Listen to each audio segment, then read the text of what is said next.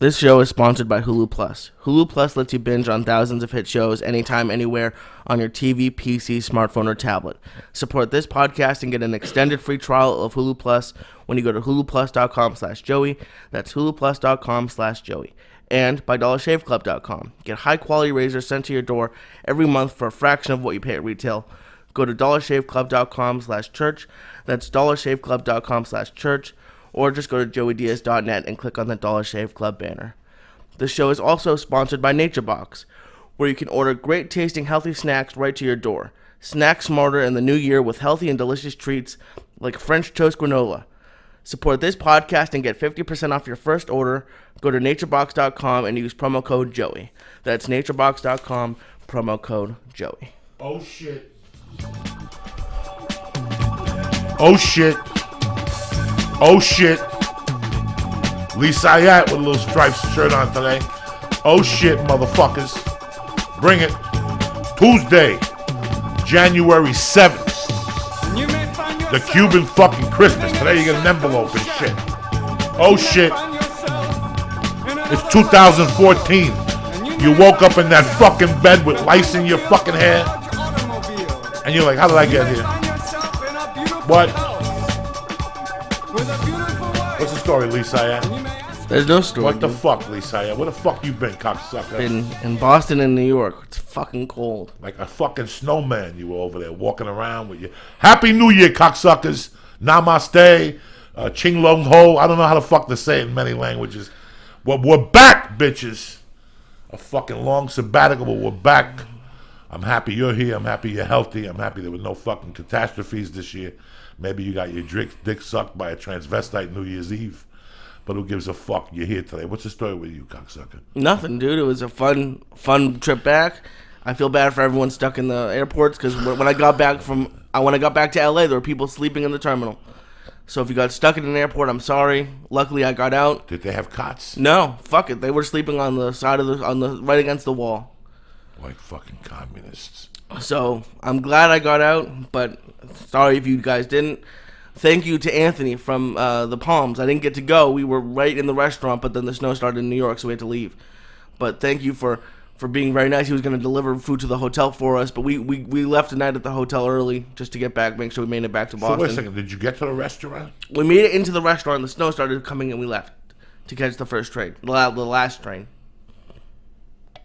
It was funny because I called Lee and I go, Lee, don't fuck around, the snow's coming. He's like, hey man, it's going to be 40 degrees. On Sunday it is, that's when I got out. Let me tell you something, Lee. When you're in that fucking East Coast and you're out there dabbling in January, do you know how many fucking Januaries? And I never got caught in an airport overnight. I did get caught in a bus station a couple fucking nights, and that's brutal. And that stays with you for the rest of your fucking life. And it's okay being stuck, but being stuck fucking broke is another thing. You know how bad you feel sleeping at the fucking hotel when you can just... And here's the problem. You already gave them your luggage. Yeah. So you can't even get your fucking luggage to go to a hotel. I was wondering, they don't give it back? I don't think so. It takes like an hour, or you got to go to a terminal. Can you fucking imagine that shit, man? They did. There are people there stuck for a week. If I didn't get my flight back on Sunday, they told us straight to the face, well, you won't get back until next Thursday. And they flew a pilot in. And when we got on the plane, the pilot came on the intercom. He said, "Everyone, sit the fuck down. I have 40 minutes left on my union thing. If we don't take off in 40 minutes, I can't go." So everyone sat down and we got off. But and it was packed. Yeah, there were a couple seats, but it was just because like some people, like there was no single people who would go in the middles, but it was pretty busy. No, it's this time of the year, man. And I gotta go to fucking Buffalo on Thursday. You want to talk about polar bears and fucking Puerto Ricans getting stabbed? I gotta go to Buffalo, and there's no direct flights to Buffalo. They're trying to get direct flights to go to Buffalo. They can't. Delta and I think American are the only ones that fly to Buffalo or some shit, and you got to go through Chicago or Minnesota, and those are both two fucking ice packs. Well, at least you're not going through JFK where the plane slid off the runway. I was in Chicago the one year where the fucking plane slid off the fucking runway into the fence. I can't imagine. No. So that's the thing right now. So Buffalo, get your tickets, get ready, but don't be surprised if there's no helicopters to fucking put it. It was a nice, man, yesterday I was talking to the girl that takes care of the baby. and she's from El Salvador, Juana, and we were talking, and she goes, it's, she goes, I used to spend my Christmases here, but I don't do them no more because they were just too fucking boring. Yeah. Christmas in California is kind of on the fucking boring side. Well, that's why I love it. No one's here, so there's no traffic or anything. But well, it's on the boring side. It's quiet. There's parking for a few weeks. Like, nobody's here yet. Nobody's here yet. Yeah. A lot of people are stuck, but a lot of people don't come in. Listen, if I made money, I wouldn't fucking work. I would be in New York from the 15th to the 15th. That's what John Lennon would do. That's what a real pimp does. I wouldn't deal with this shit. New York, and there's really not much to do in New York or anything like that right now anyway, after the holidays. But you're forced to stay there, not to deal with the fucking flying. Mm-hmm. Are you with me? Do you know what I'm saying to you? Yeah. So that's the only way I could justify going home for Christmas. But I miss the Christmases in the East Coast. People think that, you're out here, and the thing I want to talk about the most today is sacrifice. That nobody wants to sacrifice little fucking things anymore. And I talk to people, and I'm surprised I get fucking reactions from people like, really? And listen, man, when I moved out here, when I left New Jersey in the middle of all those stories I tell. Those crazy stories I tell? And they're crazy, and they're fucking hilarious. They're hilarious when I think about them, because we were just getting funny every time we went out. I don't remember half the shit. I really don't. I remember going out one night and watching, January, watching like 48 Hours and laughing our asses off. There was a guy freezing in a bus station, and we pulled up with the car, and my friend goes, look at that poor guy. And he lowers the window, and he calls him over, and he goes, go home before you scare somebody. We just laughed. And I remember leaving that. I remember going to Christmases in the East Coast where there's you walk into people's houses and there's cookies and there's fish and there's Christmas music and people are drinking eggnog and they're going, listen, let's go down to the corner because Louie's house, they're smoking pot in the yard. And then you cross the street to Vinny's house because they're snorting blow in the garage. This guy's got a turkey they're roasting. It's like a neighborhood thing. Here, people don't even have fucking lights on their houses. no. Like in Studio City, nothing. I didn't see that feeling. You know what I did for Christmas Eve? I got invited to a friend's house. You were in town. What did you do Christmas Eve? I went over your house at the beginning, early, and then I went to the girlfriend's house, and we did a Mexican New Year's Eve, Christmas Eve. How was that? See, they lived it up. Oh, they are crazy. How many farts did you blast out the next fucking day? Oh, fucking. What did you eat? What was your spread on tamales? It was. Where's the tamales? You got them left, or you threw them away? No, I finished them before I left. I was supposed to. But so they had green, chili verde tamales, cheese, and sweet. I just fuck with the chili verde. That's my favorite. That's my favorite. I like the other two, but I had those. Then they made this corn sauteed with jalapenos. Fucking delicious. I told my girlfriend, because when we were going to my mom, I said, listen, my mom's a good cook, but this Mexican food is like, you just add extra flavor to it, so it's different. So they had that. And then we just drank. I brought beer and tequila, not tequila. I brought beer, and the girl wanted something fruity. I brought that over, and me and the mom. Racist when you bring over tequila. No. But the mom wanted Corona, so I brought Corona over. The mom and I each had a few Coronas. We played this fucking weird loteria. It's like a Mexican bingo, but it's from like the 1950s. So one of the little squares was El Negrito, little black man.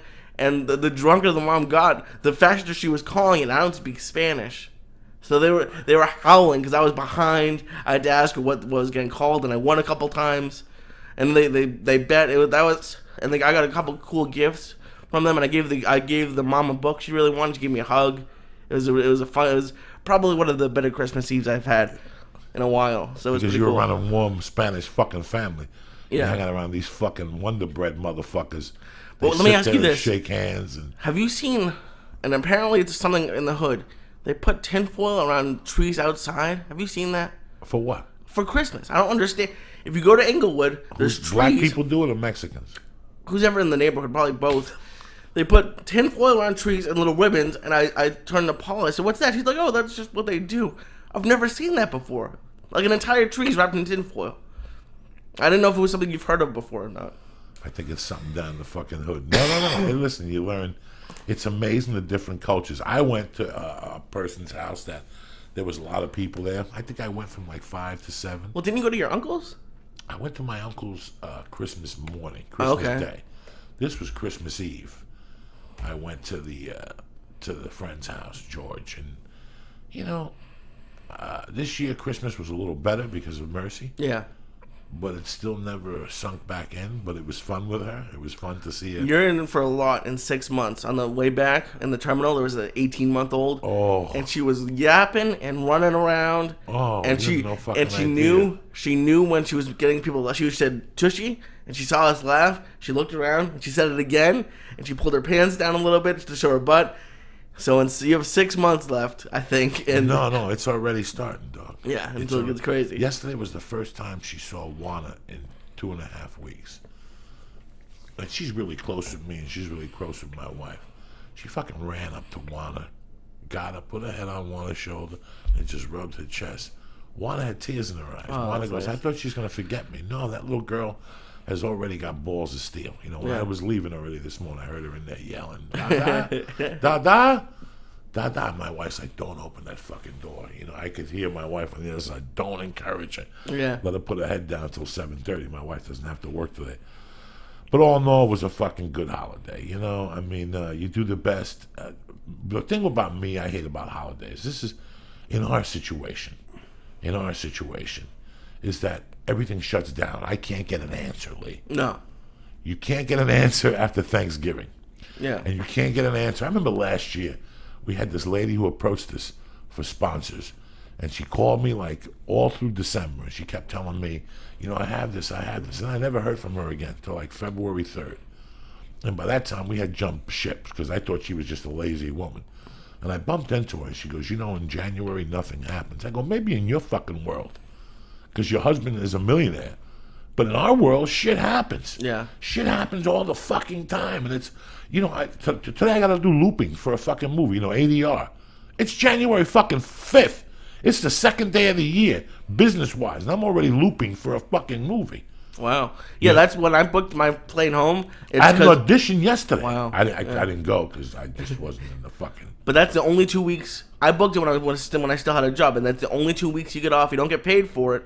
But from like the 15th to today, or yesterday, I guess, nothing happens. Everyone's gone. How fucked up were you at Grudge Match with the premiere with the Savages? I want to give a shout out to everybody who fucking came, from John Salami to Eddie Bravo to Lee to Felipe Esparza. That was one of the warmest nights of my fucking life. That was fucking like 60 people showed up. Like 60 fucking people showed up. And you know what? We didn't take pictures. Nobody shot documentaries. I'm so fucking lazy with that fucking camera. I can't put it in my pocket no more, Lee. Even when I have it in my fucking pocket, I won't take it out to shoot. It's run its course. Yeah, for me it has. I don't know what it was. I don't know what... I hate going back to things. Like, once I do something and to me it runs its course, I had a great time doing the Mad Flavors World. But I even put it in my pocket for the premiere. I couldn't take it out the fucking premiere. Yeah. You know, I put it in my pocket for something else recently. Oh, for the Joe Rogan thing when we went to Vegas. Yeah. That was a lot of fun. Thank you for the people from the church that came up to me and asked for Lee. And the thing I think you need to do is Vine or the Instagram videos. They're short. The Vine 6 seconds, Instagram is 15, and you just hold it and it automatically goes up. I could show you how to do that. That's Vine? Mine, yeah. And Instagram has video. Yeah. And the Vine is 6 seconds, Instagram is 15. I think that's what you should. I think that's the next step. Because I did it in San Francisco. It just showed you on stage, and people like that. But the having the camera, because you get self-conscious with like, especially if De Niro saw it. Like, that's why I was surprised you took the little video of you with him. I think he thought you guys were taking a picture, right? I think the guy who took the picture thought we were taking a picture. Okay. It wasn't really video. The guy who took the picture, I thought he knew. So okay, I'm not good with that stuff, Lee. Listen. I never dreamed of a day where I'm embarrassed to take a picture with somebody. I'm embarrassed to go up to somebody for a year and a half. I want to take a picture with Chuck Liddell. Took me a year and a half in a hallway where me and him were alone to finally ask him. I felt so bad in front of people. You know, yeah. It always surprises me how somebody comes up to me and go, "Hey, you want to take a picture?" Because it takes everything I have in me. You know me. I would never wait in line. I mean, and it still makes me not uncomfortable, but I understand why they want pictures with you. I still don't understand why they want pictures with me. No. They want pictures with everybody. Everybody in this society, everybody wants pictures with everybody. This is not you and me. They don't give a fuck about us. They just want fucking pictures with everybody, which is kind of weird. You know, I was talking to the guy who's going to call today. Jim Handy's calling. He's going to talk about goals. Like, did you write your goals out for the year, cunt? Put them in my head. No, you got to write them out. Yeah, it's I the got power of the pen. Try that. In your fucking head. That's all I need. It's amazing how I didn't tell this to anybody, and my buddy called the other day, Guy Tabasco. I think he's called into the podcast early on. He's the mailman in Secaucus, and we were talking about, he goes, he took his son to see Grudge Match. And when I went the second time, because I had to go the first time, the second time, and the third time with you, and I can't watch it again. I can't I'm do sure. it. It's a mental fucking breakdown time for me. But it's so weird. He said, Coco, I'm sitting there with my son, and I'm watching this, and I'm thinking about us snorting fucking blow, and, you know, you robbing the house across the street and knocking on my door and all this shit. And I'm thinking about how this happened. Like, that's why I played that song today, The Talking Heads. Because how the fuck did you get here? You know, and he goes, how the fuck did... And we were just laughing. Terry was in the car, and I was driving, and he called, so I had to take the call. And I was, you know, my wife was hearing this shit with the baby in the back, and I go, you know, there was a point in the movie when I was sitting there next to Lee that I didn't know if Lee knew what I was watching and what he was watching. Well, I was on the gummy bear, so I didn't. I was fucked up.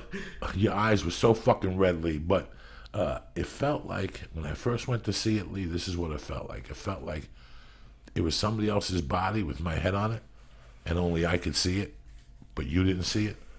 You saw something different. Like, that's how high I was, or what the weed has done to my mind, my thwarted mind over the year, that I kept looking at myself in the premiere, and the second time I went to see it, and I didn't think people were watching me. I thought they were seeing somebody else. Do you know what I'm saying? No. You ever see the movie Oh God, You Devil? No. It's with Burns, the little guy Burns, and he comes to you.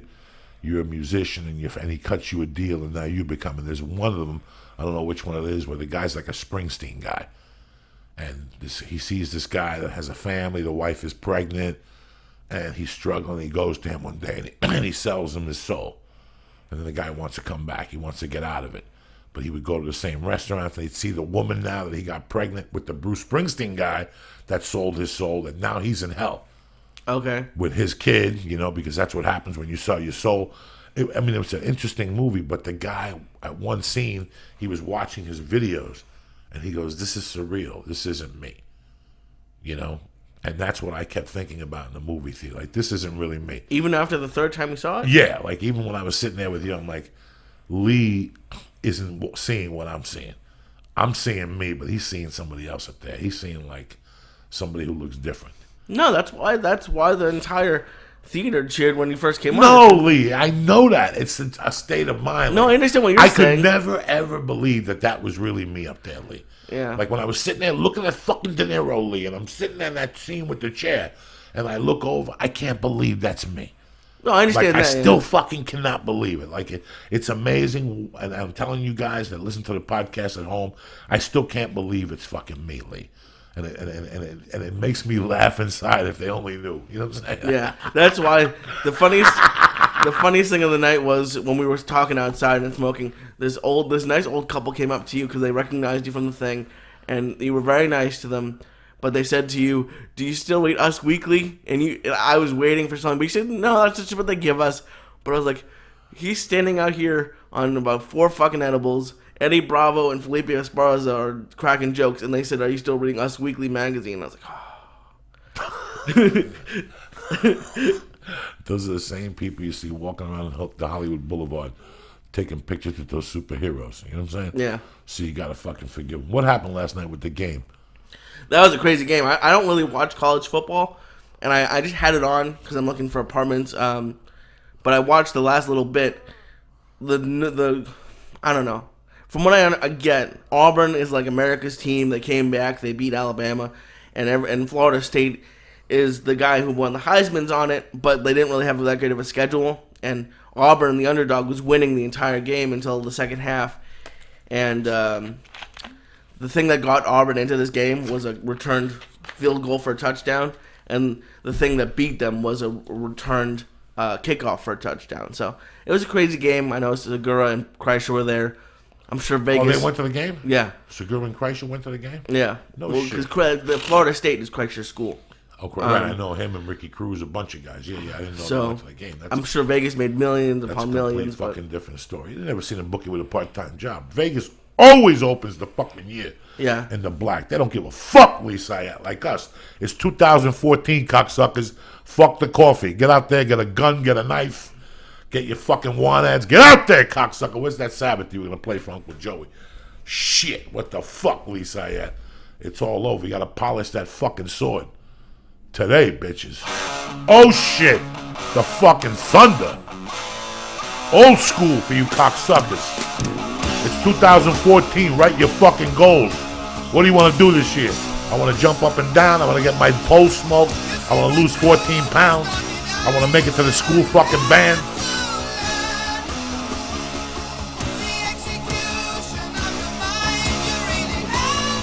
What's the story, Lee? Where's the reefer? Where's the Gorilla Biscuits? What happened? I don't know. You didn't bring them back from Boston and shit? They don't have shit there. Did anybody recognize you in Boston? Anybody come up to you and say you're the Flying Jew? No. I was in the Pru. Have you ever been there? The Prudential Center. It's like a mall. Yeah. I put up there that Paul and I had like an hour before we had to leave. But no, some people said they were there earlier. But no, I didn't see anybody. It was a great trip. Introduced the mom to the girl, which was great. How'd that go over? Great. I mean, did you both sleep in the same house? Yeah, same bed. It's not the house where I grew up, and I'm never there. So my mom just has 2 twin beds for whenever my brother and I are there. So she pushed those together. So that was weird. But I got my first sex knock. I don't know if you listened to Ari's podcast, but in New York, he said he's been getting a lot of knocks on the doors, on the walls, and we were having sex in New York on the day after New Year's at like 1 a.m. We got this.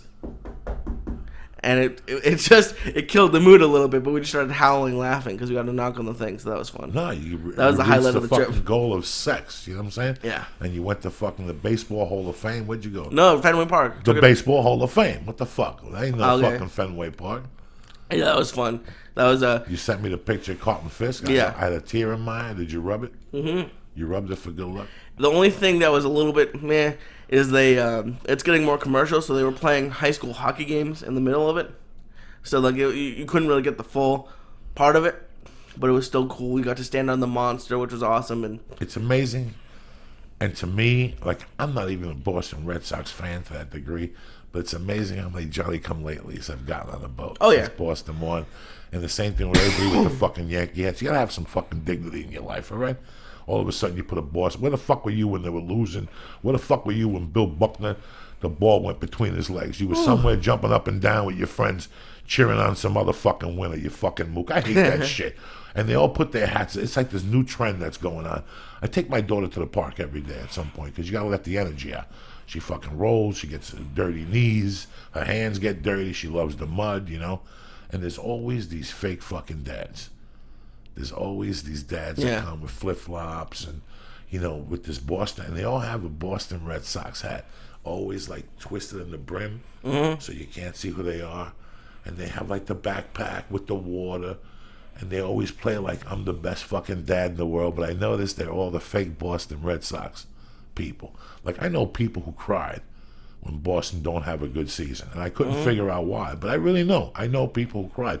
Josh Wolf gets very upset. John Barone gets I know people who don't talk for 3 or 4 days. I don't get that concept. I've never understood that concept. I cry over people getting hit by a car or my cat getting fucking You can always tell if it's a clean hat, they're not a real fan. Look at Lee and clean shit. Hat, the pink hat pisses me off a little bit, but it's not. It doesn't really. Finally, you're fucking telling me about this shit. See, thank God. But I thought I was the only fucking moron. It's so fucking expensive to get into Fenway. Like the bleachers are $40, so you kind of take it away. And I tried to go to a Celtics game with the girl, and they suck now. But the highest up was like $100. So it kills you now.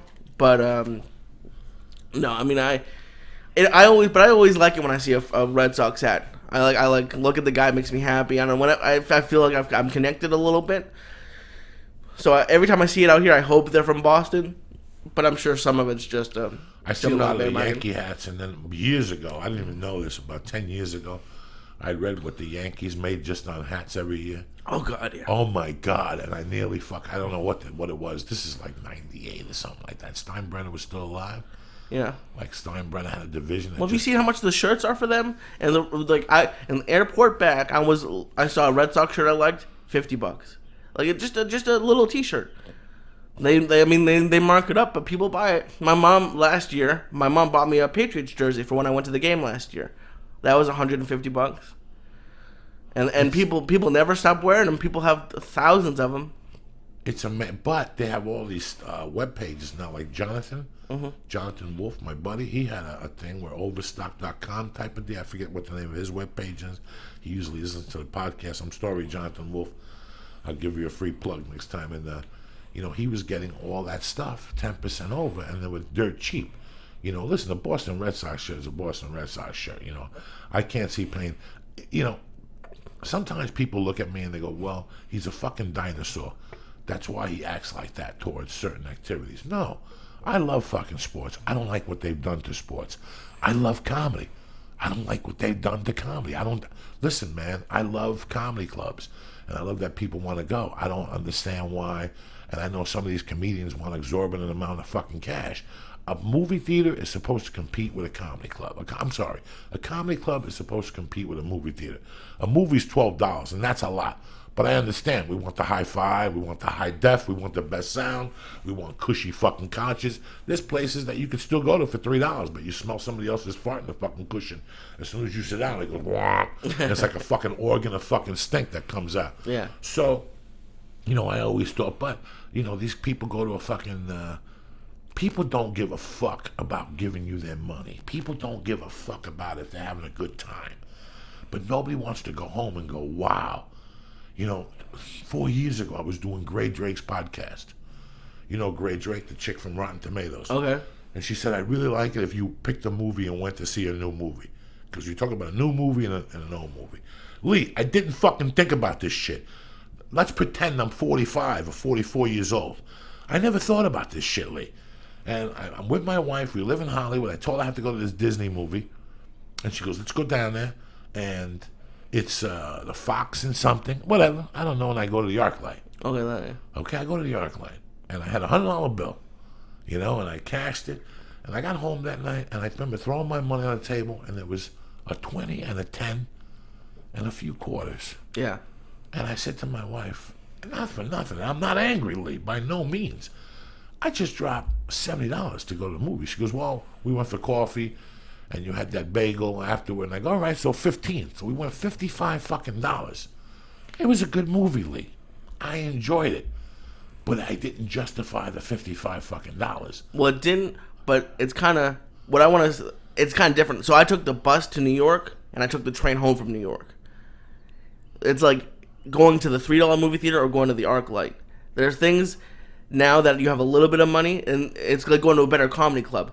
I would rather pay now that I know, I'm going to pay $100 for the train rather than $30 for the bus, because the bus was garbage. I would rather pay. I took that bus from Boston to New York many times. It was tremendous. It's $25, and it's 2 hours. I mean, you can't, it's like a plane ride. You have to think of a plane ride. When I fly from New York to Buffalo, I like the best seat for my money. I use my miles. I try to upgrade.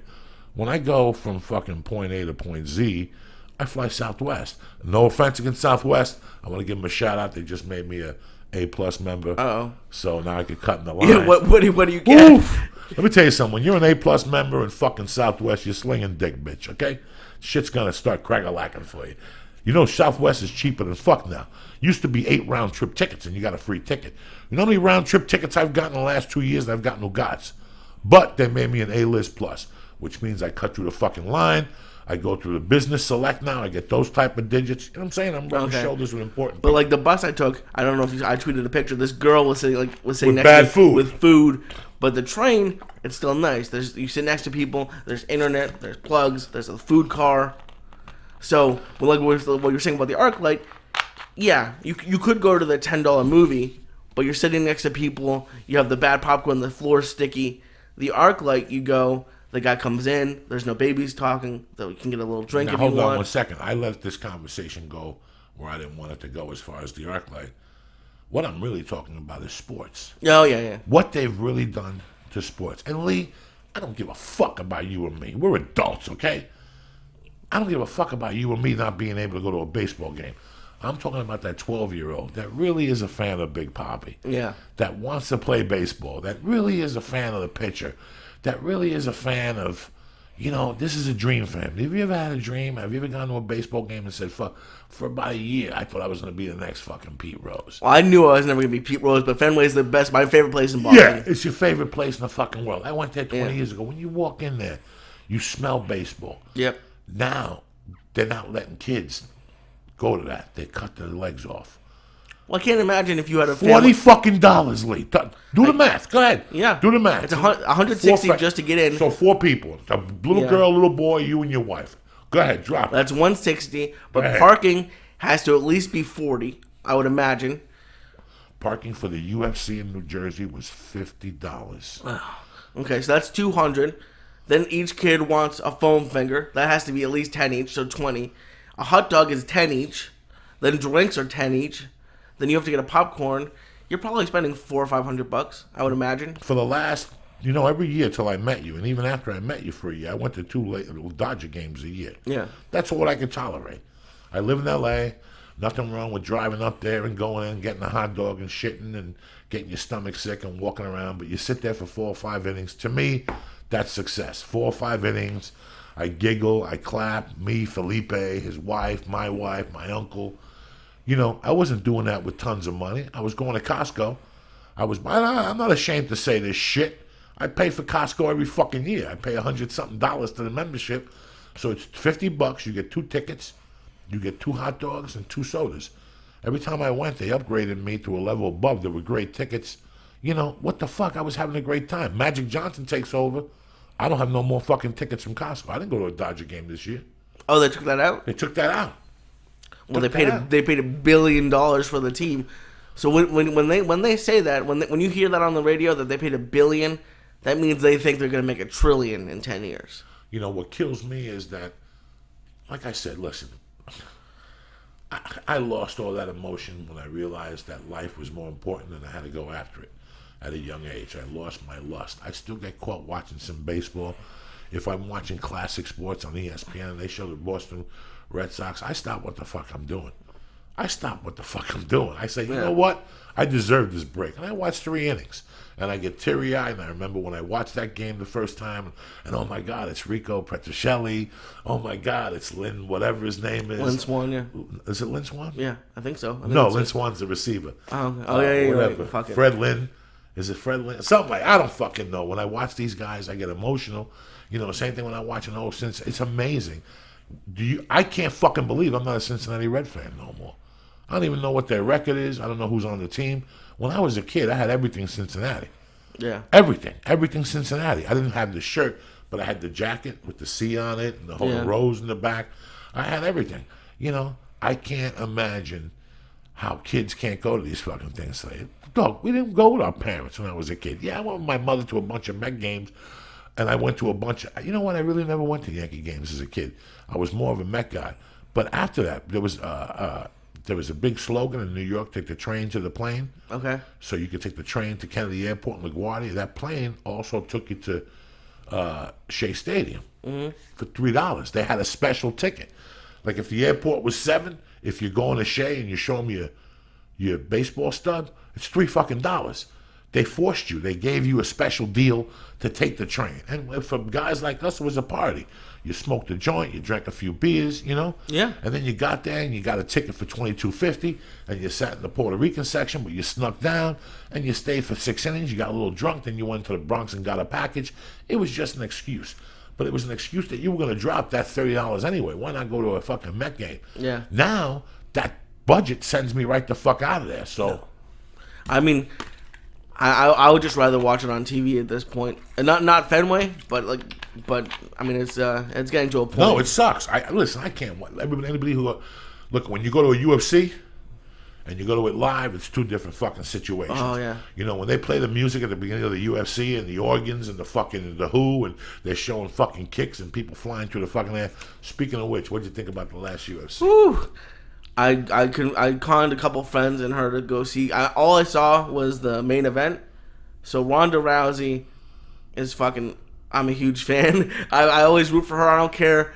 I don't want my fighter to shake someone's hand at the end. I liked her. I was just waiting for the arm bar. And after, I think it was like the second round, she was close, but the third round it was just over, really quickly. But fucking that Anderson Silva kick, we watched it at a Dave and Buster's because it's just everywhere else like this. I called a couple sports bars in Boston. They were charging a $20 cover charge to watch it. Do you know that Edgar and Becky went to Vegas? And they were charging $75 a head to go into the casinos to watch the fight. Jesus Christ. But the first round, Weidman had him, it seemed, for most of it, but Silva wasn't doing the thing. And then that kick, it was me and my friends who didn't really watch it, and there was a black table about 20 feet away, and they erupted. And it was almost immediately, they had little short videos of it online. Seeing someone's leg break like that, I was speechless. I was at dinner with my wife, and we got out of dinner. It was her birthday, and we ran over to Red Man's. Mm-hmm. Oh, hold on. We'll finish this later. Jimmy Jam. Good morning. You got him? Yeah. What's happening, Uncle Jim? Well, I was in the shower a little while ago and just getting cranked up. You washed that little monkey? You getting ready for today? What's that? You washed that little monkey? You getting ready? Oh, yeah. Yeah, he's clean. He's ready to roll. What's happening, baby? Tell me something good. What's going on in your life? Oh, my life. Well, still a bit of mom drama stuff, but I got a great girlfriend, a doctor, runs a clinic, she's CEO of a clinic in Baltimore that through the University of Maryland, and 3 years this month we've been hanging out. She was just out here for Christmas. God love her. So it's good. She's got a 19-year-old. She's graduated University of Washington. So it's cool to hang around a 23-year-old from time to time. Very full of energy and wonderful stuff. You working? No. Just kind of laid back. Figured I'm going to just hang out for a while. You living on your many millions? Yeah. Beautiful. Yep. Just the interest, of course. Jim, it's a new year, and I always think about it. I mean, I've known you since 1988, correct? 89, around there?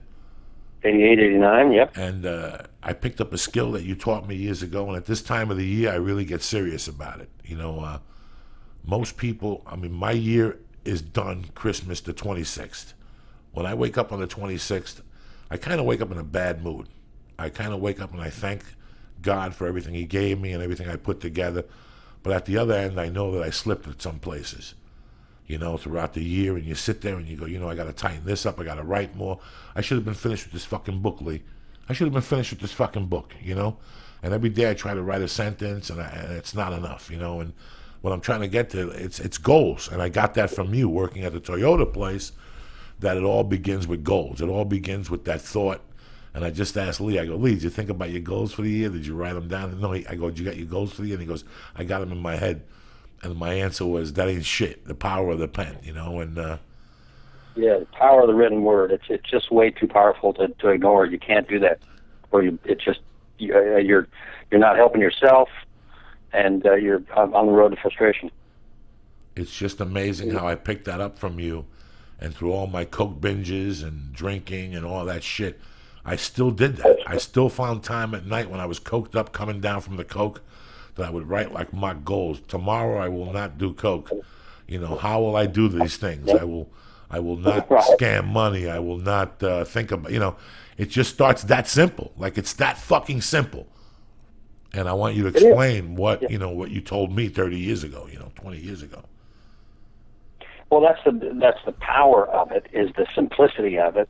And there's, Joe, we used to talk about, all this a lot, and I was really big on it. And in life, there's two kinds of pain.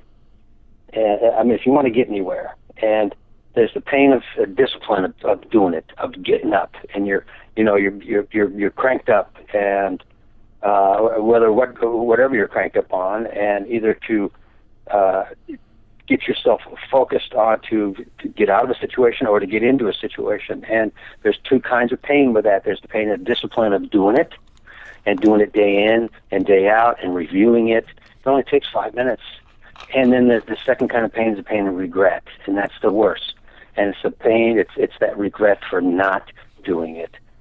And years go by, weeks go by, whatever days go by, and your goals, your call them what you want, but they slip away from you.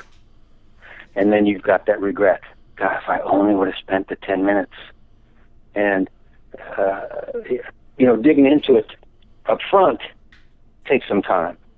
And what I want to talk a little bit about today is the digging into the why you're doing it. And it seems simple. Well, I got a goal of, everybody's got a goal to make more money. Okay, great goal. Actually, a pretty weak goal, but it's always in the top 10 anyway. And but you have to dig. You have to dig into it. The why. Why do you want to make more money? Well, I'll be able to buy more things. But why do you want to buy more things? Well, because it'll make me feel better. Well, why do you need to feel better? You know what I mean? Dig into it. Dig down deeper as to the why you want to do something. Just writing it down. I want a nicer car. You're probably not going to get there. You need to know yourself. You have to convince yourself. You have to buy into it as to why you want to do that. What's it going to do for you? Is it going to do? Is it a? And it can be as simple as, I just want a nicer car because it'll make me feel better. Okay, well that's digging deep into it, and you can't stop there. And by the same token, you can't overload your ass either. I want to make $1 million. Well, let's start with a raise. Let's start with getting up in the fucking morning. Yeah. I used to have a picture. I used to have a picture of a Testarossa on my wall in '87 and '88, and I would say, $300,000 for a car. How the fuck I'm going to make $300,000 and just buy I didn't know that I had to make $1 million to drive a $300,000 car. I was just going to buy a $300,000 car. I had no fucking purpose, and I never got the Testarossa, so that mind frame didn't work. You've got to be, you got to be realistic about it, and you've got to push yourself as well. And you can make a list of, for me, I usually make a list of about 15 things, and it's what I'm working on this week. And I was reviewing last year's, and one of my goals last year was to move back to California. And I thought that, at the point in time, there was no way. It just was an unrealistic goal. And I had things in Baltimore. My girlfriend, holy cow, how am I going to break the news to her? Although she and I have been talking about it since we got together, and yet I've had it on my list for the last 4 years, and again, I didn't overload myself. I didn't get all cramped up behind it, and when it didn't happen. And for the first couple of years, I knew it wasn't going to happen, but I had to keep it on there because, Joe, you never know. You never know. You focus on something, you write it down, you look at it every day. The universe will just bring ideas. It'll just start to circulate. It's like an idea.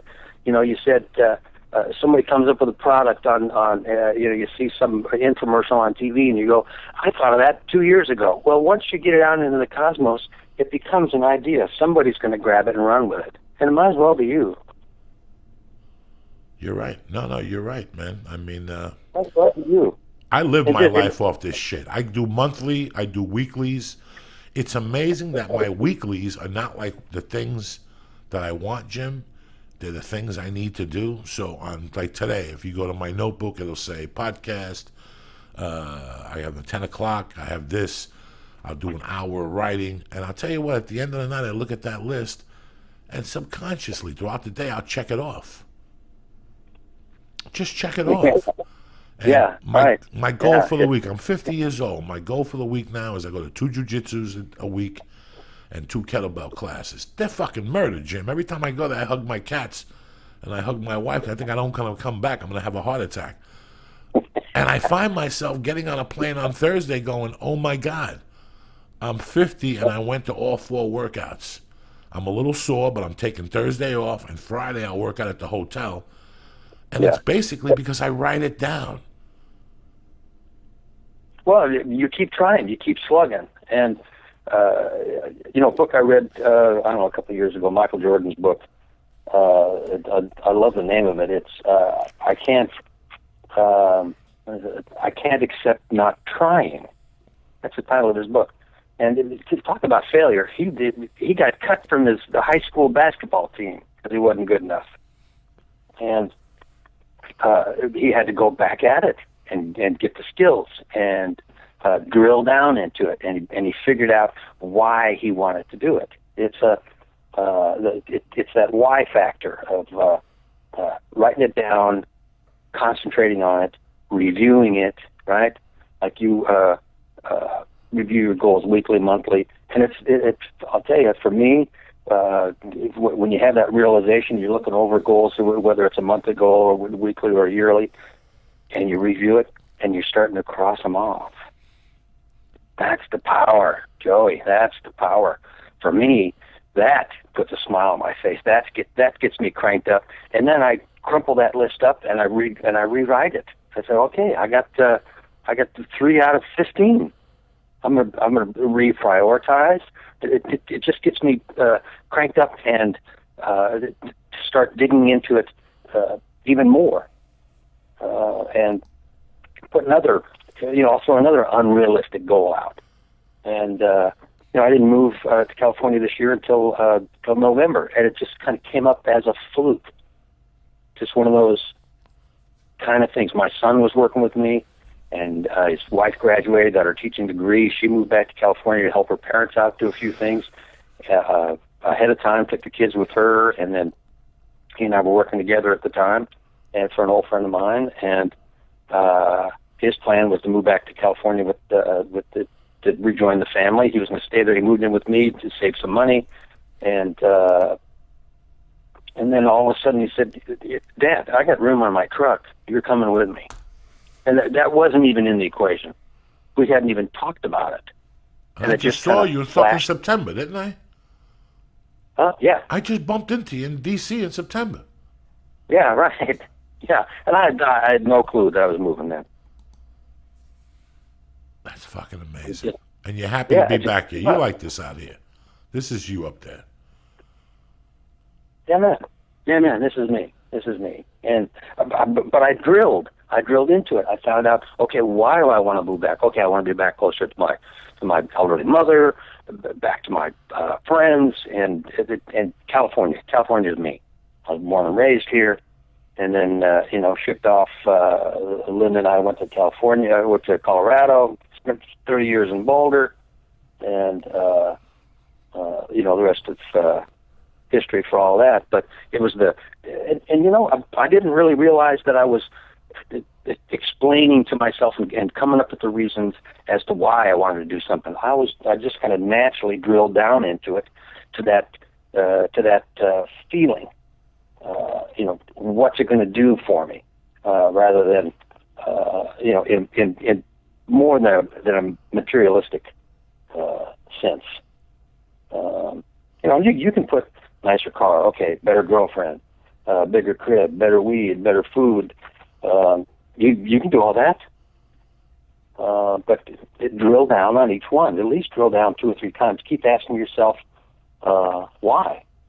It's the why of it that you keep drilling down. Tony Robbins puts it. I've met him 3 times. He's a cool individual, but he talks about the reasons that we do things, and it's either to get pleasure or to avoid pain. and I talked about it. You do something to feel good or to avoid not feeling good, and it's back again to that discipline or regret. Discipline's good. You get to the gym, before you know it, the end of the week comes, and you realize you've done 4 workouts. You're a little sore. It feels good.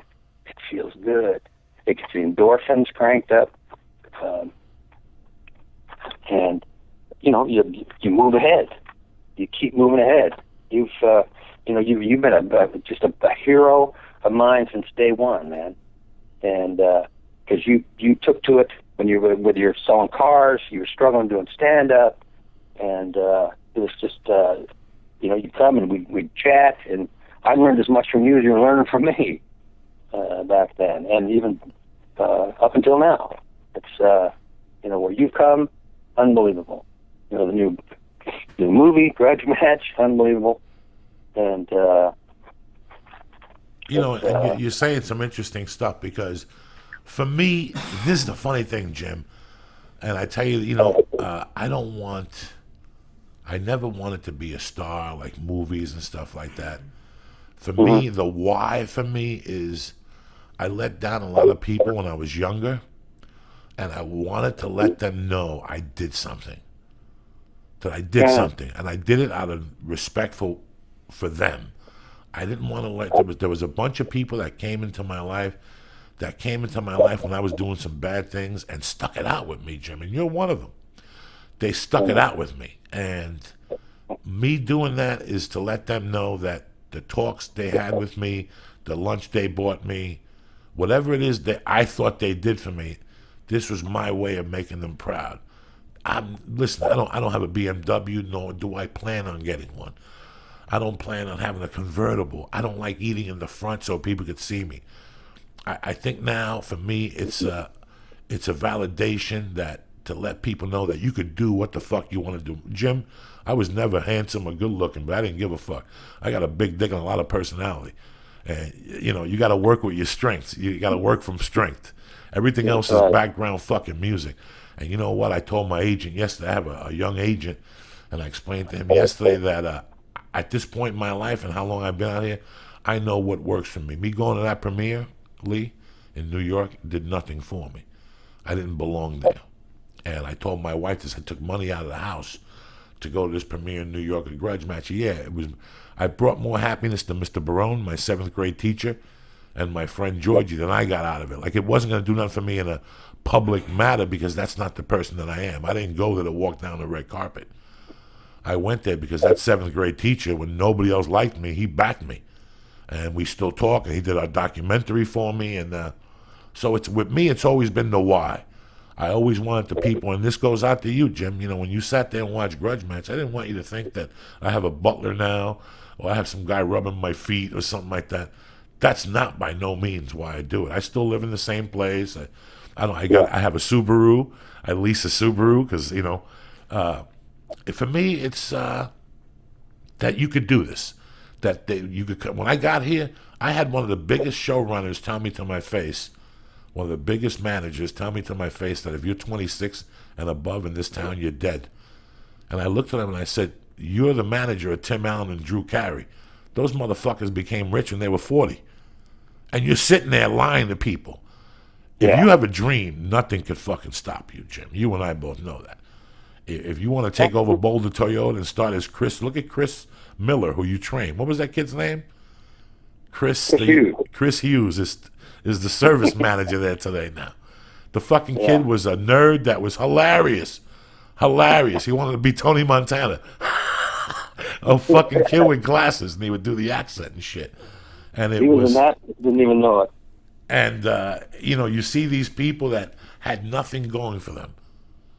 And for me, I got to tell you, Jim, I had nothing going for me. Nothing. And you know what's crazy, Jim? That most of the knowledge I got to move me forward, I gained selling cars. Selling cars for me was the blueprint to my career, because there's nothing like belly-to-belly sales. There is nothing like it. To learn that gift and to learn to send postcards and to call people at home and go, hey, fucko, come down here. The car's on fire. just to do all those gifts, that is part of who I am today. I'm just a glorified car salesman that's doing comedy. It's so fucking stupid. It's so fucking stupid that that's all I am. A glorified car salesman that does comedy. And I can look you in the fucking eye and tell you this.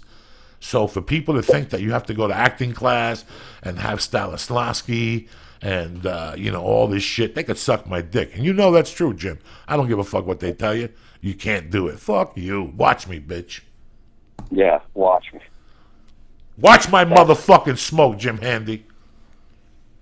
Well, that's the that's the drill. That's the drill press. That's the drilling down, man. That's when you're now you're getting somewhere. You're we're doing a root canal here on our psyche, on our life, and it isn't going to be easy, but it's not going to be hard. Getting into it, you just have to spend that little bit of time up front, drilling into it up front. Spend an hour a day, 2 or 3 days, getting down to the meat of why you want to do something. Sure, throw something in there. I need a new suit. I need a new car. Okay, that's all right too. That'll come by the wayside. But get into the real meat, to the real you, to where it means something to your life, to your family, to your friends, to society. There's got to be a little bit of that in there, and in the basis, because that's who we are. Innately, that's who we are, Joey. We're human beings. And innately we'd like to help people and we'd like to succeed. And part of our success is that we I think it's a kind of innate nature. But whenever I see, I don't have a lot of money, but whenever I see somebody that's down and out on the corner, I always keep money in my center console, so I don't have to dig into my pocket and stop in traffic. No, it's right there. Boom, out the window it goes. That's one of my favorite charities, other than guys on the mall doing tricks and such, earning honest living. So that's the sense of who I am came from goal setting, because I found out what was important to me, what meant something to me, why I was living, why I was trying to move forward, why I was even thinking about goals, and it helped me discover me. That was a great ride. That was a wild ride, figuring out exactly who I was. I mean, hell, I went right from home to college, a couple years, a couple years of college, living at home, and then on to San Diego State, and then boom, I'm married, and I got a kid on the way. Never really had a lot of time to spend by myself. And lucky I had really good women in my life, and maybe they helped me kind of figure out, okay, to some goal setting. And when you're in sales, you're bombarded with Joe Verdi and Tony Robbins and Brian Tracy and all these other fellows, Joe Girard, etc. And I don't know if there's something I clung to because it worked, and I started discovering just these wild things about myself. I had suspicions. I'll tell you, it's an amazing ride to drill into yourself and to find out why you really want to do things, why you really want to have certain things in your life. That's when you're getting somewhere. That's when you're drilling down. And it's it's just a proven law of nature. It's a proven fact. It's we've been hearing a lot lately about the 1% versus the 99%, but they kind of along the same lines. It's a proven fact, and it's the same 30 years ago as it is today, that the 3% of people that goal set make 10 times the money for the 97% that don't. And it can be spiritual capital. It can be gold bullion, and it can be personal capital. But it always translates into exponential success and movement ahead and discovery when you write down, what you want to get accomplished. Yogi Berra said, if you don't know, what do you say? If you don't know where you're going, you'll end up someplace else. And too many people are like, I didn't think, this is not really what I imagined for my life at this point in time. Well, then you can't change it by going, well, dude, I want something different. And working harder isn't going to get you there. It's going to help. And I want to stress something. I really want to stress something that you know about, because a lot of people make this mistake. And I learned it early on, and I know you learned it, that one of the first goals, you're right, is I want money. We all want money. Everybody wants fucking money. Everybody wants success. Everybody wants... You know what my first goal is now, and it's been for the last, 11 years? Happiness. Peace of mind. I am, brother. Because everybody knows, even with all the fucking money in the world, that you're still going to have drama. You're still going to have drama, and you can't understand it because you think the money's supposed to take care of the drama. Well, it doesn't. Happiness in my home has always been the number one goal. When I walk in, everything goes away. Everything goes away. Everything is washed away. Sometimes it's overpowering and you can't, but that's the goal. That when I walk in my house, everything goes away. When I walk in the office, everything comes back and I go to work, if you catch my drift. But when I walk in, my wife, and I want the kid to feel like, I'm very lucky. I'm looking at this year-old baby that she's going to be a year tomorrow. And one thing she is she's very happy, And it's because I've changed, because I know that women, daughters marry their fathers, and I'm still going to be a fucking animal or whatever, but I just wanted to get that out there, that the number one goal on that sheet every morning when I wake up is happiness, because nothing could buy it. You can't fucking buy it. It's a state of mind, man. Everything follows it. Nothing precedes it. It really does, and I'm judging my life off her now. I'm looking at her, and I see that in the beginning when she was a baby, I had my issues. Like the first 2 months, I couldn't believe it.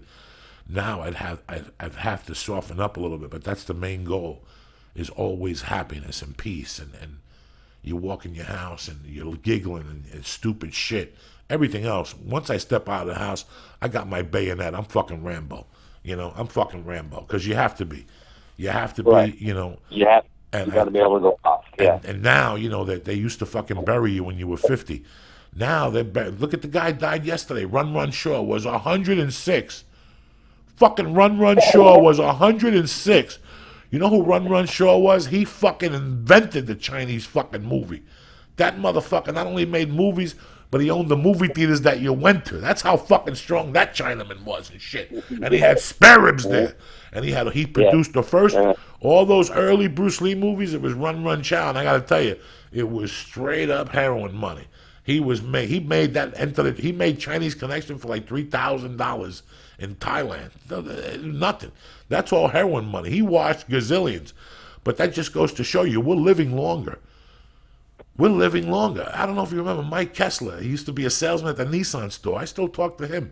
He moved from California to New York State to reunite with his band that's 65 years old. They're all alive, Jim Handy. Yikes, unbelievable. They're all alive at 65. Yeah. And they're still rehearsing, and they're doing gigs. They're cover bands. They do gigs all up in New York State for $300 a weekend. Who gives a fuck? They used to write you out at 65. At 65, you were worried about Social Security. You weren't worried about a fucking sound check. He's worried about a sound check on Friday night now. Unbelievable. You never know who you are. You never know who's in there until you dig down. We talk about Michael Jordan and Walt Disney. 300 banks turned him down for his theme park. If he went bankrupt before he got somebody to bite. Colonel Sanders, he didn't start doing chicken until he was 65. And 1,000 banks turned his idea down. Beethoven wrote like 4 or 5 of his best symphonies after he went deaf. Now, we talk about all these phenomenal characters. Well, I'll tell you up front, the Colonel Sanders didn't know who he was until he was 65. Jordan had an inkling of who was in there. Walt Disney figured, I got some kind of idea, but he kept going. All of them, they kept kept at it, and anybody can do that, and then who knows what comes out? Who knows who comes out? You know what's crazy, Jim? I found out who I was when I kidnapped Kent Vela, and I threw cocaine on that person till 7 years ago. And that's why I'm who I am today. I found that afternoon when I walked out of there and Kent Vela was tied up, who I was. And then I threw cocaine on that fucking pain until I took me tying up Kent Vela and figured I got to tie up the world and fuck them in the ass. You understand me? Yeah, man. Yeah, man. Well, something you found out was forgiveness. The greatest, other than charity, I think the greatest virtue is forgiveness. And it starts with yourself. And if you're all tied up in knots over, a previous life, the new life can start today. But it starts with forgiveness. And I've had a couple people really fuck me over, really do wrong to me. And it took me a long time. I carried that grudge. I carried that knot in my stomach. And sooner or later, when I remember Sister Mary Collum Kill talking to me about forgiveness, when I get into a fight on the playground, but it really didn't hit home till 30, 40 years later. And I started forgiving them for me, not for them, for me. I don't want to carry that grudge around anymore. I don't want to carry that knot about why I did this or that. For you, it was all these past sins that you've been carrying around, and now you want to make right for them. Okay, well, you first off forgive yourself for doing all that, and then go ahead with your tithing in whatever ways that come up to where you feel better and it makes you happy. And then the rest of it, the number one goal, happiness. Everything else comes right after that. You got to get there first, and that's you're the engine. Happiness is the fuel. That's what makes it all work. It brings it all together. And you've been drilling down, for years, and it's just awesome to watch. Awesome to watch. You are my hero. I love you, buddy. I love you, brother. I'm happy you called in today and straightened these motherfuckers out on goals and where to start. It's a new year, and I want everybody to fucking make it happen, because it's not. You said something that was so beautiful today. It's really not that hard. And after you do it, you realize, what was all the fucking commotion about? After you start doing things and making strides, you're like, what was all the commotion about? It's society scaring the fuck out of you. They're thinking you can't do dick, and you can do anything you want to fucking do. Yeah, bullshit. Fuck them. You can. And you never know. You might be a Jordan. You might be a Disney. You might be somebody that you had no idea he was in there. He or she were in there. So, but don't overload your ass up front. And I want to put in one plug for voting. Everybody, vote. That's another one of those things that you've got some things, you see some things happening, you want to change some things, well, vote. Get all your friends to vote. Enough said about that. What if you got felonies and you can't fucking vote? Well, you got nothing to talk about. I love you, buddy. Thanks for calling in. Good luck this week. I'll give you a call next week and see how everything went. Good. I'm ready to do it. So, talk to you soon, brother. I love you, buddy. Thanks for calling in. Love you, man. Bye. Did you hear that today, you miserable cocksuckers? Get out there. Sharpen that fucking helmet. Wash your feet. It's a whole new year. Whatever happened last year, yesterday, who gives a fuck? Let's give some shout-outs to these fucking savages. Zach Robinson, I love you. Eric Big E Jackson. Ross Dude. Ryan Facade. Jason Walsett. And Jordan Maskell. Cleo. Fucking Waterboxer. We did the Eddie Bravo podcast. My main man, if you haven't donated to Yuck Nasty yet, you're fucking that's slipping. so crazy. The fucking house burned down. You're fucking slipping. Yuck Nasty is a part of who the fuck we are. Support Yuck Nasty. Go to hit up Jill Himitsu, the chick who put it together. That bad motherfucker. Shake them things, Jill. And fucking let's get Yuck Nasty some money. Let's get him in a house. Let's get his kid some fucking roller skates and a drum set, and let's fucking do this. Besides that, we gave out some shout outs. The new sponsor I want to talk about is Nature Box. They sent me a box before the fucking holiday. It had the cocoa chocolate in it, the cocoa almonds in it. Yeah. And it also had the sesame sticks in it. And it had the pumpkin seeds that were salted. And these things are fucking delicious. All right? They're nutritionist approved. Okay? Nothing is artificial. Okay? You get a full refund if you don't fucking like it. You get 5 bags. You can pick and choose for $19.95. You get 10 bags for $29.95, and you get 20 bags for $49.95. I don't expect you to get the fucking 20 bags off the shot, but this is what I expect you to do. We're all fucking stoners here, and sometimes you catch ourselves eating onion rings or whatever the fuck. You don't need that in your life. The cocoa almonds, you can't stop eating them. I'll tell you how good they are. I even ate Lee's. I know. I was gonna say I didn't get to try them. I even ate fucking Lee's, and I ate Lee's sesame sticks and the pumpkin seeds. I gave him his bag because I love them. Where are they? They're in the other room? No, I finished them. The granola and the thing, especially for me, especially when I get high or anytime, the reason why you eat bad stuff is because it's there. The great thing about this is you don't have to go to the store. Like everything we do, this comes to your house every month. They have different ones. I like the granola. Did you have the granola? I have the granola at the house. I'm gonna try. I didn't know. I still. I can't do yogurt. That's something that I've never liked the taste of. But just as a snack, if it's there, I'll eat healthy. That's why everyone has a problem. So give it a try. You get 50% off your first order. Fuck it. Might as well give it a try. So it's $19.95. You go to joeydiaz.net. You press in Joey into the box. You get 50% off your first order. You cancel anytime. You get them sent right to your fucking house. Don't fuck around, all right? Nature's Way. I love these fucking people. Is it Nature's Way? Box. Nature's Box. I'm sorry. Now, is there a nature'sbox.com? I'm sure there is, yeah, but you can just go to joeydiaz.net. Go to joeydiaz.net. Go to the box. I'll tell you, get the 5 package just to start off with. All right, just you get 50% off, and they're big. It's not like they're fucking big. It's not a potato chip bag where you open it up and there's a fucking chips. Air. Yeah, no. Big. This is big shit here, and I gave him to leave for the flight because you fucking get killed on those fucking flights. Anything else? Fuck it. No. I mean, it was great. I love almonds. I would have loved to try the cocoa almonds, but maybe next month. I'll have it. I'll order it myself and have it delivered here. And then to top it off, you cocksucker. And then I love almonds. Oh no, they were fucking delicious. They really were. We started eating 1, 2. Next thing you know, my wife is taking the bag from me. I'm taking the bag back from her. Also, Dollar Shave Club is still with us for 1 more month. I'll tell you what, again, I used them with their fucking razors over the holidays because I had to go to Vegas and I was in a rush. And I thought to myself, even a new razor you don't cut your face with. You know, like when you get a new razor and you try it for the first time, you always cut yourself somewhere. Mm-hmm. These are such good fucking razors that you don't even fucking cut yourself. That's how good I'm impressed with them so long. I've got 2 of them, and I take one on the road, and I leave one at the fucking house.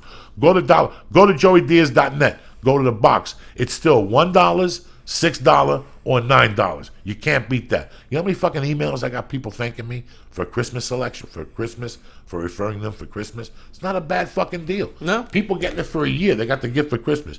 Go to joeydiaz.net. Click on the fucking Dollar Shave Club. What are you clicking there, dog? Church. Church. Yeah. CHURCH. It's Joey for fucking Nature Box. Yep. But it's Church for fucking Dollar Shave Club. You also got my people over at Hulu Plus, which is they're getting a dot. Let me tell you something. More people come up to me and thank me about Hulu Plus, but I see they're getting a lot of action now.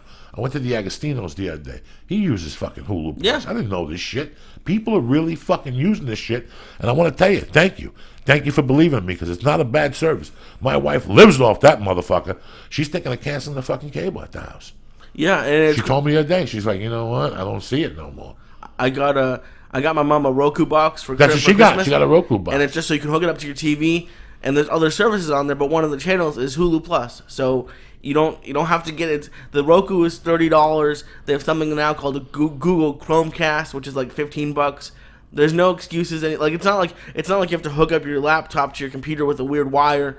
It comes to your TV, it comes to your phone, and it might even come to your TV with nothing if you have a smart TV. So give it a shot. Yeah, she got the Roku the other day, and I know she's doing some shit. So there you go, people. Hulu Plus is taking over. It's still 2 weeks for free, $7.99 a month after that. That's what a year, $96 fucking dollars for entertainment, for great fucking shows. You've got some sensational fucking shows on there. So don't hesitate. Go to joeydiaz.net, Hulu Plus, correct? /Joey, yeah. /Joey. Who the fuck's getting better than you? And let me tell you something. It seems like everybody's doing this now. I'm sorry I didn't get to the guys from Colorado that had the idea for the reefer club, where you get rolling papers. I was just too busy. I was overwhelmed. I lost the number. The future is going to be people get delivering to your house. Is Amazon still delivering on Sundays, or that was just for the holidays? I don't know. I hope so. I think that might have been just for the holidays, but fuck it. But you know what? They had a bunch of people like UPS and FedEx or whatever that didn't make it for Christmas, but Amazon now, because they paid the postal service, everyone got their presents. So it was that's crazy. No, that is fucking crazy. So on it, my favorite fucking people in the world, because that fucking chocolate shake is saving me, that hemp force. In fact, I emailed the guy and said, you gotta send me some fucking more. I do it with water now, with the glucosamine, fucking tremendous. They got a thing now called Stay On It Program. Stay On It Program, which means you sign up, you get 20% off now, plus the 10 from Uncle Joey if you go to onit.com, and they send you everything on a rotation to your house. Oh, so cool. You get the Alpha Brain, you get the fucking Hemp Force, you get everything just sent to your house in the fucking rotation. You want kettlebells to hit yourself in the head with, whatever the fuck you want, you got now. You don't have to leave the fucking house. It all comes directly to your house. Again, go to joeydiaz.net, go to the Onnit box, order through there, and you get your fucking, but sign up for this Onnit program. Stay on it. 20% off, you can't fucking beat it. And you get everything delivered to your fucking door monthly like clockwork. You don't have to fucking think about it. Lee, what the fuck, guy? I know, man. What the fuck, what Lee? The fuck? I'm slipping. It's 2014. You haven't sang a song. You haven't wiggled. I can't sing. What are your goals for the year, Lee? Drop them on me. What do you want to do this year?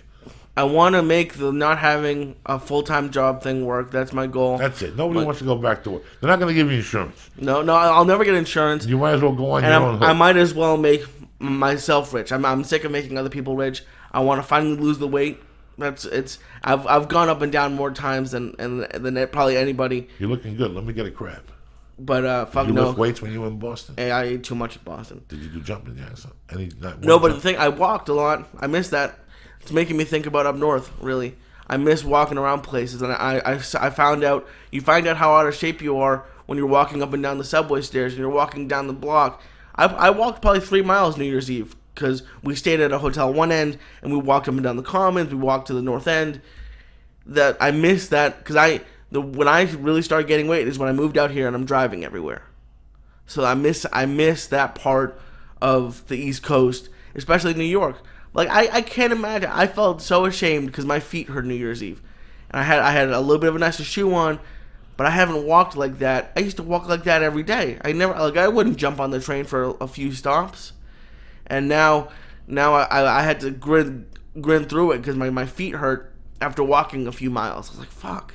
You do lose. I stopped. This, there's a picture that Doug Stanhope has of me in his house when I first moved here. There's 2 different body types because I walked everywhere. Mm-hmm. I walked everywhere. When I was in Boulder, I had a car, but I rode a bicycle because I had a beach bum, whatever the fuck you call it. Beach cruiser? A beach cruiser. Okay. So I rode it everywhere. When you move here, I don't have the heart to get on a bicycle here. It's scary. Everybody I talk to here gets hit by a fucking bike. Yeah. The kid at Marie T got blasted by a car the other day. He said in broad daylight, the lady saw me and still fucking hit me. They're fucking retarded. So I wouldn't fucking drive on a bicycle around here with the helmet, whatever. You want to wear a fucking helmet? You know what? Concrete will shatter that fucking thing. Yeah. And your bones and shit. Listen, I ride a fucking bicycle where I don't have to worry about anything. If it means I have to go into a track and ride around just to get my exercise, and it's a shame. Listen, man, I'm like you. Do you think I really like going to the YMCA and walking or being on a bicycle inside when we live in Los Angeles, California? It's going to be 80 fucking degrees today. Yeah. Say what the fuck you want to say. And you know what? People say walking is the best. I don't think I can go to jiu-jitsu today. I got a gig last night. I got off the phone with my friend Manny. I was going to go to John Jock at 8 o'clock today, the beginner class, 7:30. As soon as I got off the phone last night, some guy called me for a private gig. They're going to let me know today for some fucking firefighters or some shit.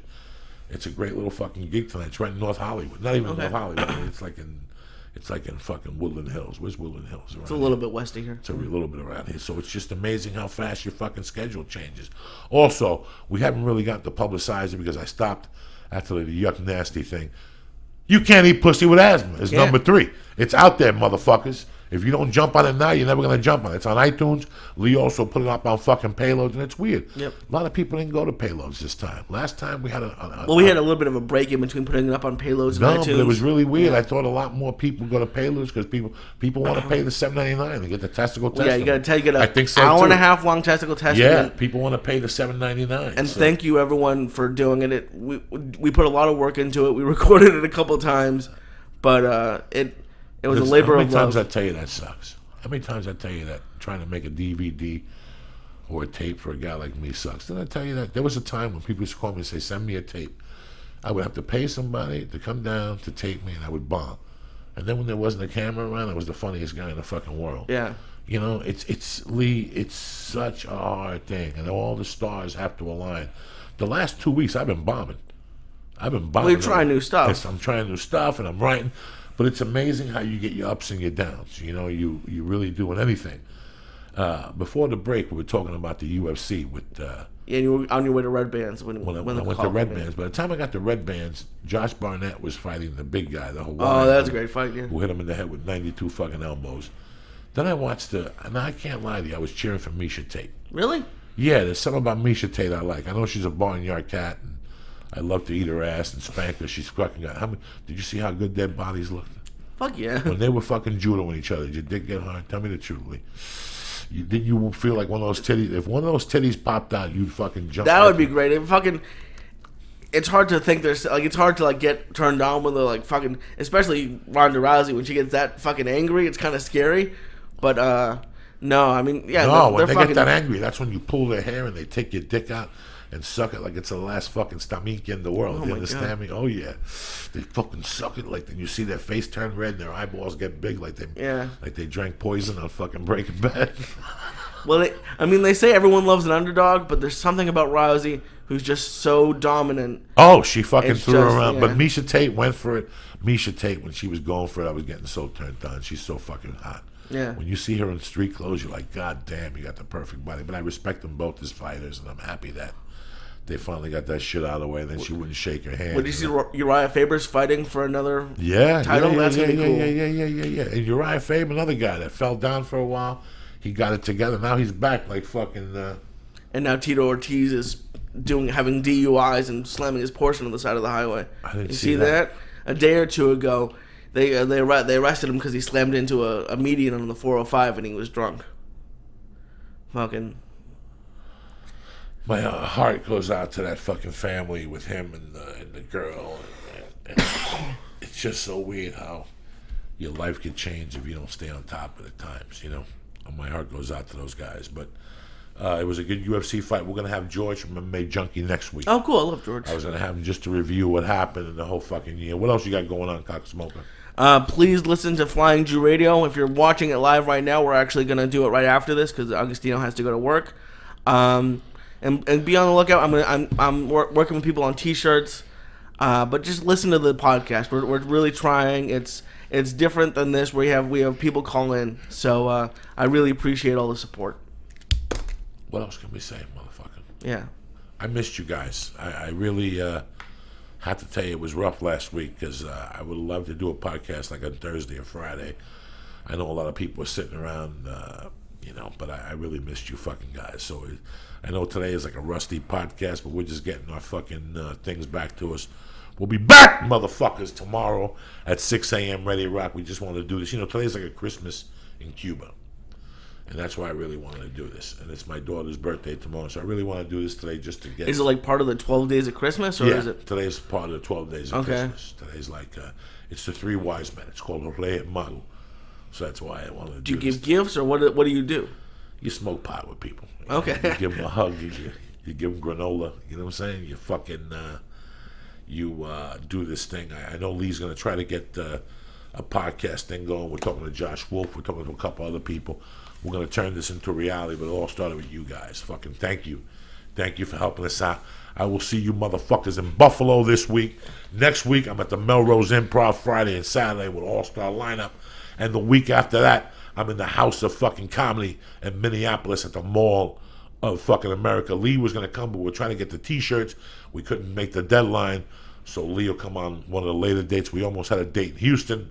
My thing got turned back, my Dallas date, and now all I got left is fucking Boston. So I don't know if Lee wants to go back to Boston in the middle of the fucking winter. It's going to be colder than ever. Did you see that comedy club? No, that it's I've heard good things about it, but no. Yeah, everybody loves it. Brian Callen's there this week. Now, the one that I had spoken to you and I was stoned as fuck, and you made me giggle because you're like, I ain't gonna tell you where I'm coming from.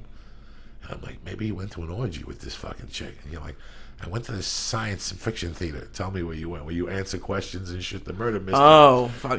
I love that show. You were fucking killing me. It's called Sheer Madness, and it's fucking the you went corniest years thing. ago. You went years ago. I went probably 8 years ago. And I went to one of those where you asked the people and somebody trumped the guy. Yeah, it's. Did you ever trump the guy? Did I ever what? Trump the guy. What's that mean? Hit him with a fucked up question.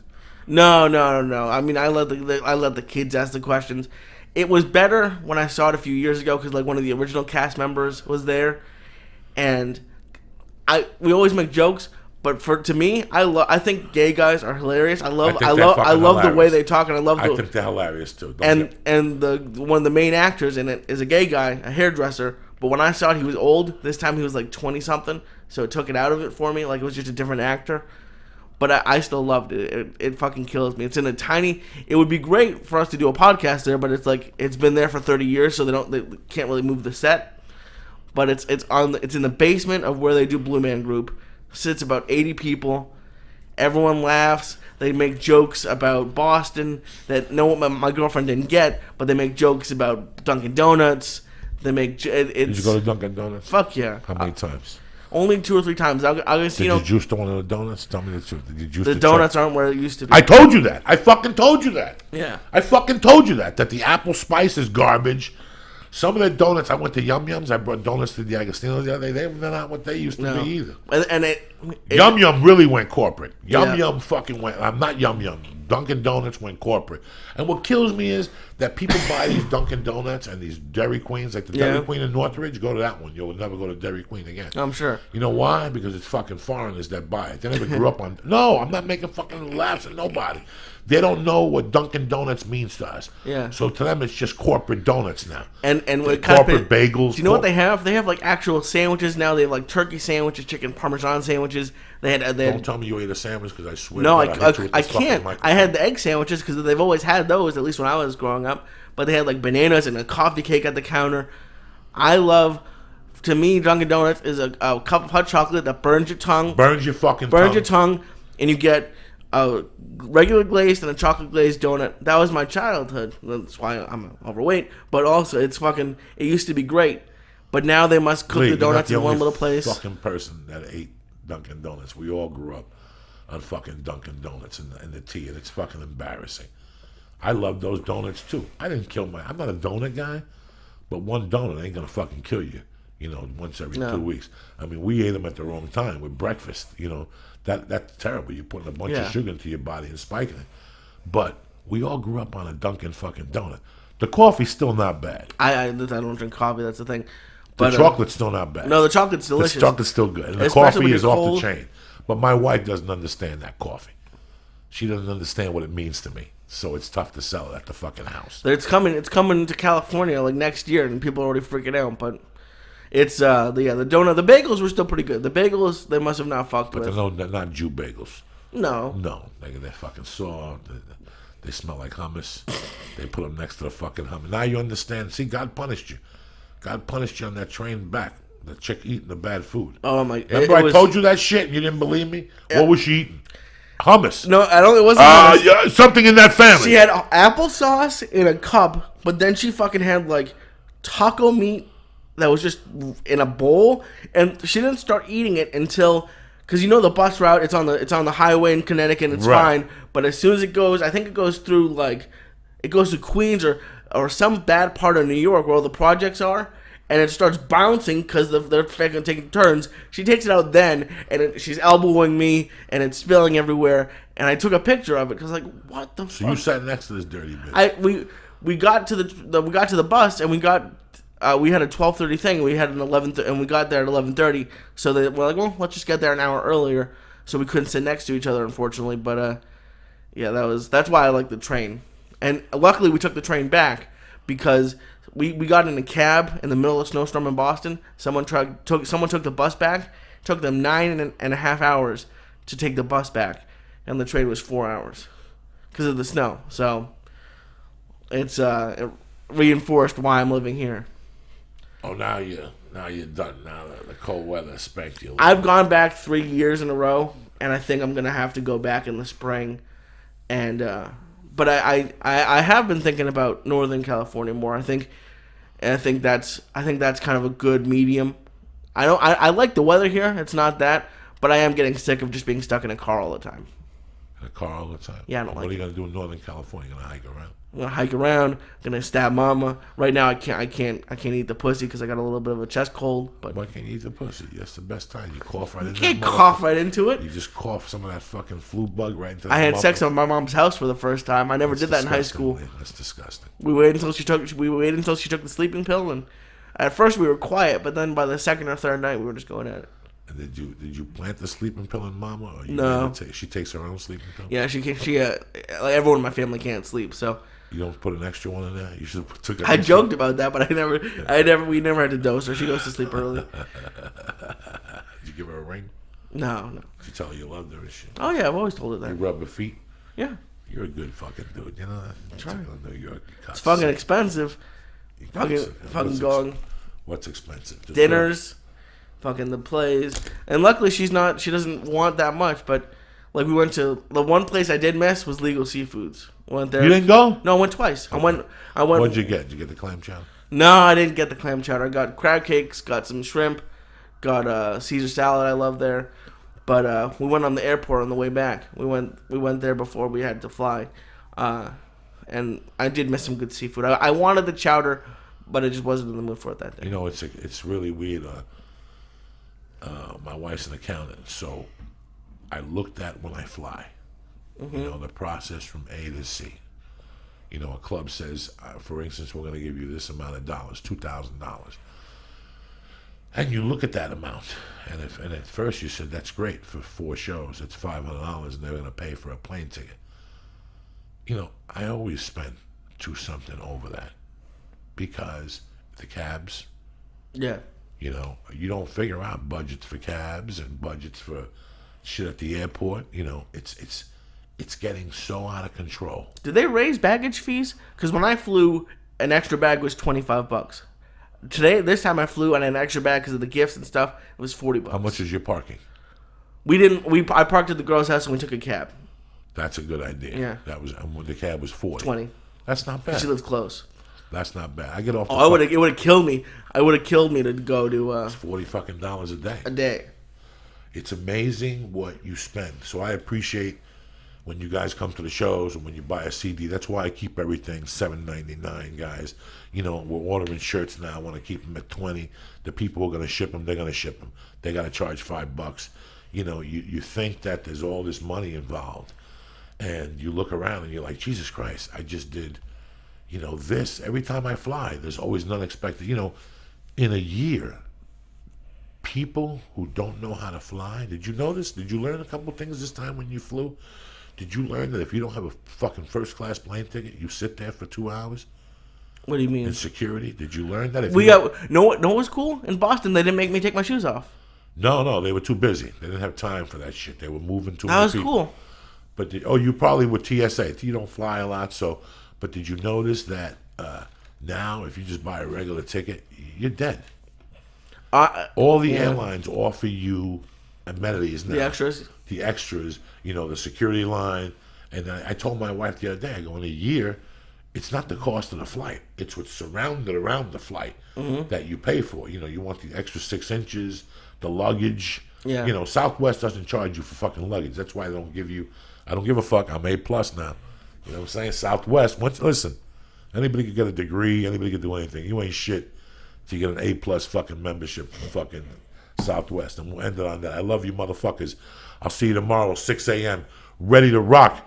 I want to thank On It. I want to thank Hulu Plus. I want to thank Nature's Box. I want to thank Dollar Shave Club. I want to thank all you motherfuckers that listen. Stay black. Have a great day, and we'll see you cocksuckers tomorrow. Little Sabbath, bloody Sabbath. Okay, let's end with and that. stay tuned. Jew Flying Jew Radio is coming soon. Coming in a few minutes. Don't go nowhere. He's coming right now. Now that the show's over, don't forget to sign up for your free trial of Hulu Plus. Hulu Plus lets you binge on thousands of hit shows anytime, anywhere on your TV, PC, smartphone, or tablet. Support this podcast and get an extended free trial of Hulu Plus when you go to huluplus.com/Joey or go to joeydiaz.net and click on the Hulu Plus banner. And don't forget to sign up for dollarshaveclub.com. You get high-quality razors sent to your door every month for a fraction of what you pay at retail. Go to dollarshaveclub.com/church. That's dollarshaveclub.com/church, or go to joeydiaz.net and click on the Dollar Shave Club banner.